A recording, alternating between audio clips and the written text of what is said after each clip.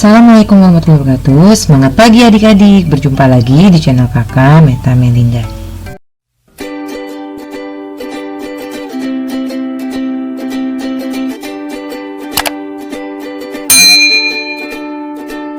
Pada video kali ini saya akan membawakan materi tentang sudut berpenyiku dan sudut berpelurus pada bab garis dan sudut. Tujuan pembelajaran kita kali ini yang pertama, kalian dapat menjelaskan apa itu titik, garis, dan apa itu bidang. Yang kedua, kalian juga bisa menjelaskan hubungan antar titik, garis, dan bidang. Lalu yang ketiga, kalian dapat menjelaskan dan menghitung besar sudut berpenyiku. Lalu kalian juga bisa dapat menjelaskan dan kalian juga bisa menghitung besar sudut berpelurus. Lalu kita lihat apa sih titik? Titik itu merupakan sesuatu yang hanya dapat ditentukan letaknya tetapi tidak mempunyai panjang dan lebarnya. Jadi dia tidak mempunyai ukuran dan dia juga tidak mempunyai besaran. Lalu yang kedua, garis. Garis merupakan kumpulan dari beberapa titik yang saling dihubungkan. Jadi garis itu kumpulan dari beberapa titik yang saling dihubungkan gitu kan. Kalau dihubungkan dia membentuk garis lurus, maka disebut garis lurus. Kalau dia dihubungkan dia membentuk lengkungan, maka disebut garis lengkung. Jadi banyak ya macam-macam garis. Lalu kita bisa lihat juga bahwa apa itu bidang? Bidang merupakan kumpulan dari beberapa garis yang dihubungkan menjadi suatu bidang. Macam-macam bidang itu ada banyak. Salah satunya ada bidang datar dan juga ada bidang ruang gitu ya. Kalau bidang datar berarti 2 dimensi dan kalau bidang ruang berarti 3 dimensi. Nah, kalian bisa lihat dari gambar berikut ya. Lihat contoh A ini. A ini adalah titik gitu ya. Titik dan F ini adalah titik. Kalau garis berarti kayak D sama E, dua buah titik yang dihubungkan. Terus atau F garis B dan C gitu ya. Nah, ini ada disebut bidang. Nah, ini adalah bidang datar dan ini bidang datar 2 dimensi dan ini adalah bidang datar 3 dimensi. Nah, kita lihat nih dalam bentuk dimensinya. Kalau 2 dimensi seperti ini, lalu 3 dimensi nih membentuk sebuah balok gitu ya. Jadi ini contoh adalah bidang, garis dan titik. Lalu hubungan titik, garis, dan bidang. Apa sih hubungan mereka? Yang pertama, hubungan titik dan garis. Titik dan garis yaitu titik pada garis dan titik di luar garis. Kita lihat contohnya. Ini ada sebuah garis, maka ada titik C. Jadi kita bisa bilang bahwa titik C terletak pada garis F. Jadi terletak tepat di garis F gitu ya. Lalu hubungan yang kedua yaitu adalah titik di luar garis. Ini ada titik F dan garis G. Maka titik F terletak di luar garis G. Seperti itu. Lalu kita lihat hubungan yang kedua yaitu hubungan titik dan bidang. Nah, itu ada dua juga sama, titik pada bidang dan titik di luar bidang. Kita bisa lihat seperti ini. Ini ada bidangnya, bidang A, B, C, D dan ada titik I. Nah, titik I berada di dalam bidang A, B, C, D. Sedangkan titik C berada di luar bidang E, F, G, H kayak gitu ya. Berarti ini titik pada bidang dan ini titik di luar bidang. Ini contoh gambarnya. Lalu kita lihat hubungan yang ketiga. Hubungan yang ketiga adalah hubungan antara garis dan bidang. Nah, garis terletak pada bidang.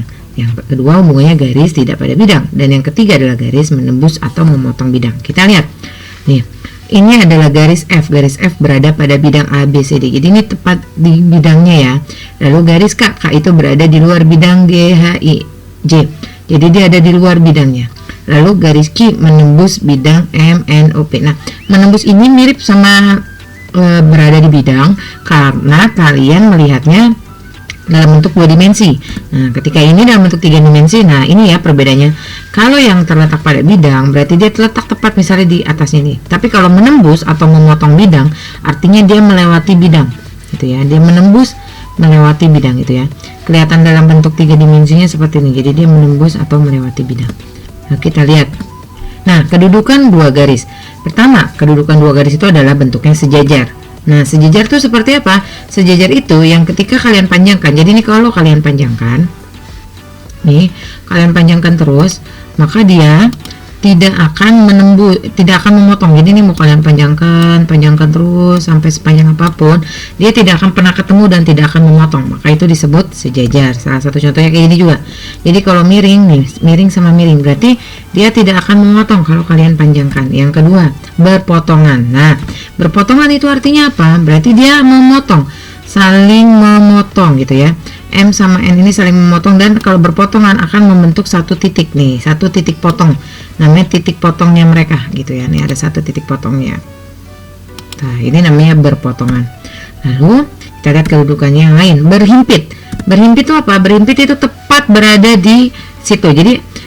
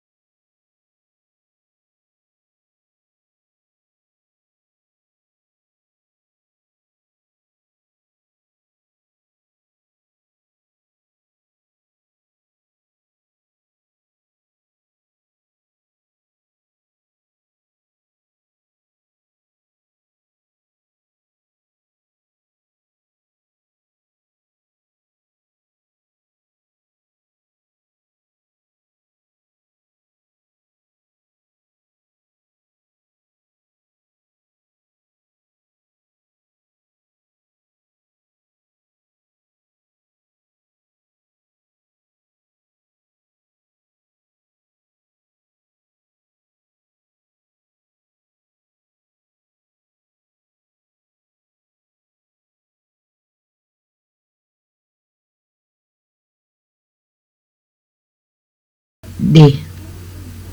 Oke. Nah, kalau misalnya kalian hanya namanya sudut A, maka sudut A yang mana? Karena ini juga sudut A dan ini juga sudut A gitu ya. Nah, kalau dua sudut ini kalian nggak bisa pakai sudut A aja gitu ya. Tapi kalau satu sudut, misalnya kayak cuma tadi yang ini, ya boleh gitu kan, karena nggak ada lagi. Tapi kalau misalnya ada dua sudut gini, kalian nggak bisa pakai sudut A aja. Jadi kalian pakai penamaan yang kedua nih, bisa kedua ini. Gitu ya. Nah, sudut yang kalian maksud selalu berada di tengah namanya, misalnya A sama A gitu ya. Berarti C A B. Jadi boleh dari sini nih C A B, atau kalian bikin B A C, itu juga boleh gitu ya. Nah, atau kalau misalnya ini yang barusan kakak bikin sudutnya, berarti kalian bisa bikin namanya dari O nih ya. Dari O berarti sudutnya nanti sudut O A C gitu. Jadi O A C, atau kebalikannya C A O gitu. Yang penting sudut yang mau kita arahkan ada di tengah peletakan penamaannya, seperti itu. Satuan putaran sudut jumlahnya 360 derajat ya. Jadi satu penuh lingkaran jumlahnya 360 derajat. Nah, lalu kita lihat macam-macam sudut. Yang pertama ada sudut lancip. Sudut lancip itu adalah sudut yang kurang dari 90 derajat. Jadi dia lebih kecil dari 90 derajat. Itu namanya sudut lancip. Oke. Kita lihat gambarnya seperti ini ya. Ini kan 60,5 kurang kan, maka dia disebut sudut lancip. Lalu kita lihat yang kedua, sudut tumpul. Kalau sudut tumpul itu adalah lebih besar dari 90. Jadi sudut tumpul itu lebih besar dari 90. Ya, tapi kurang dari 180 tuh. Jadi letaknya antara 90 dan 180 seperti ini tuh ya. Jadi dia nih 100 derajat, itu disebut sudut tumpul. Lalu yang ketiga adalah sudut siku-siku. Nah, sudut siku-siku itu tepat 90 derajat gitu ya. Kalau sudut siku-siku tepat jadi sama dengan 90 derajat. Nah, jadi dia tepat 90 derajat. Itu sudut siku-siku. Yang keempat, sudut berpelurus. Nah, kalau sudut berpelurus itu adalah tepat 180 derajat gitu. Jadi sama dengan sudut siku-siku. Kalau sudut berpelurus cuma dia tepatnya 180 derajat. Nah, bentuknya kayak gitu. Itu contoh gambarnya 180 derajat. Nah, lalu kita lihat yang terakhir, sudut refleksi. Nah, sudut refleksi adalah sudut yang lebih dari 180 derajat. Jadi dia rentangnya antara 180, dia lebih besar dari 180, tapi dia lebih kecil daripada 360. Dari sini 360. Nah, jadi dia lebih besar dari 180 dan dia lebih kecil dari 360. Itu disebut sudut refleksi. Jadi yang ditanya sudut besarnya ya, bukan yang kecil yang ininya. Itu namanya sudut refleksi. Lalu kita lihat, yang pertama adalah sudut bersiku-siku atau sudut berpenyiku. Jadi boleh nyebutnya sudut siku-siku atau berpenyiku, atau nama lainnya sudut komplement gitu ya. Nah, kita lihat sudut siku-siku adalah sudut yang sering banget kalian jumpai yang ada di rumah. Contohnya kalian bisa lihat di lemari, di buku, di pintu, dan lain sebagainya. Nah, sudut siku-siku memiliki besar 90 derajat. Seperti yang tadi sebelumnya kita sudah bilang bahwa sudut siku-siku besarnya 90 derajat. Nah, gini, kakak punya gambar nih, gambar sudut DAB, yaitu besarnya 90 derajat gitu. Nah, kita lihat derajat. Maka rumusnya sudut DAB besarnya 90 derajat seperti ini ya. Nah, lalu contoh soal, misalnya kakak punya sebuah sudut gitu ya. Nah, terus kita lihat yang ditanya berarti adalah sudut CAD ya. Yang ditanya sudut CA sama D-nya gitu. CAD-nya berapa gitu. Nah, kita masukin rumusnya. Karena kita tahu bahwa ini kan sudut berpenyiku, berarti dari ujung sampai sini jumlahnya 90 derajat kan. Berarti CAD itu yang ini. CAD ini ya, ditambah DAB berarti yang ini. Oke, akan sama dengan CAB kan, akan sama dengan seluruhnya, sama dengan yang ini. Itu kita masukkan. Nah, CAD yang ditanya berarti tetap, terus DAB-nya 46, lalu kita jumlah seluruhnya 90 gitu.